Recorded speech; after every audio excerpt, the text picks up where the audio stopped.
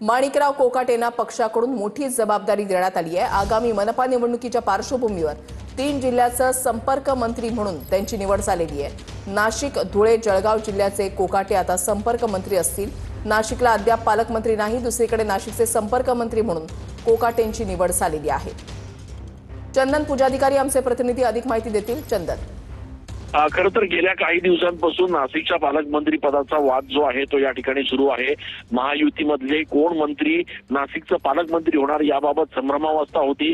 याबाबत अद्यापही निर्णय झालेला नसताना माणिकराव कोकाटे यांना थेट 3 जिल्ह्यांचं संपर्क मंत्रीपद देण्यात आलेलं आहे आणि त्यामुळे आगामी स्थानिक स्वराज्य संस्थांच्या पार्श्वभूमीवर राष्ट्रवादी काँग्रेस पक्षाच्या वतीनं आता माणिकराव कोकाटे यांच्यावर खरं तर ही महत्वाची जबाबदारी देण्यात आलेली आहे।